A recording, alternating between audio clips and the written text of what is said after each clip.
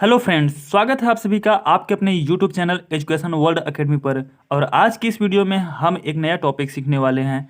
हमें अपनी daily life में कुछ इस प्रकार के सेंटेंस बोलने ही पड़ते हैं, जैसे मैं कभी कभार उससे बात करता हूँ, मैं कभी कभार टीवी देखता हूँ, मैं कभी कभार वहाँ जाता हूँ। तो कुछ इस प्रकार के सेंटेंस बोलने ही पड़ते हैं जिनमें कभी कभार आता है। तो फ्रेंड्स, जब भी कभी कभार आए तो उसके लिए हम इंग्लिश में लिखते हैं एट टाइम्स। एट टाइम्स का मतलब होता है कभी कभार। तो आइए इसको बनाने का तरीका देख लेते हैं कैसे बनाते हैं। तो यहाँ पे हमने कुछ एग्जाम्पल्स पहले से लिख लिए हैं ताकि आपको अच्छी तरीके से समझ में आ जाए। तो आइए वीडियो को स्टार्ट करते हैं। तो फ्रेंड्स, सबसे पहले जो सेंटेंस लिखा होगा उसको पहचानना है कि ये किस टेंस में लिखा गया है। ठीक है, जैसे मैं कभी कभार उससे बात करता हूँ, तो ता हूँ आया है, ये आपका प्रेजेंट इंडेफिनिट टेंस है।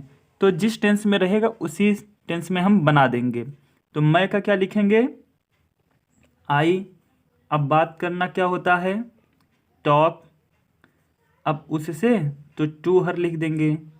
अब बचा है कभी कभार, तो कभी कभार का क्या लिखेंगे, एट टाइम्स। याद रखना है आपको एट टाइम्स लास्ट में ही लिखना है। ठीक है, तो इस तरीके से ये आपका बन गया, मैं कभी कभार उससे बात करता हूँ, I talk to her at times. अगर आपने प्रेजेंट इंडेफिनिट टेंस नहीं सीखा है तो मैं डिस्क्रिप्शन बॉक्स में लिंक दे दे रहा हूँ, आप जाके वहाँ पे देख लीजिएगा।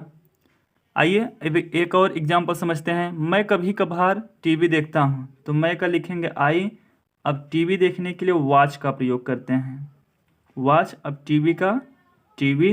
अब बचा है कभी कभार, कभी कभार का क्या लिखेंगे, एट टाइम्स। तो इस तरीके से ये भी आपका बन गया, मैं कभी कभार टीवी देखता हूँ, I watch TV at times. एक और देखते हैं, मैं कभी कभार वहाँ जाता हूँ, तो मैं का आई, और जाना क्या होता है, गो। अब वहाँ का लिखेंगे देयर। अब कभी कभार का क्या लिखेंगे, एट टाइम्स। उम्मीद है कि आपको अच्छी तरीके से समझ में आ रहा होगा। एक सेंटेंस और देख लेते हैं, मैं कभी कभार चाय पीता हूँ, तो मैं का क्या लिखेंगे, आई। अब चाय पीने के लिए क्या लिखेंगे, टेक का प्रयोग करते हैं। अब चाय का टी। अब बचा है कभी कभार, कभी कभार का क्या लिखेंगे, एट टाइम्स। तो इस तरीके से ये भी आपका बन गया।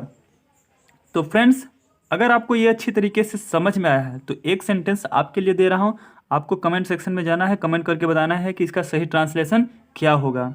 ये है आपका, मैं कभी कभार इंग्लिश बोलता हूँ।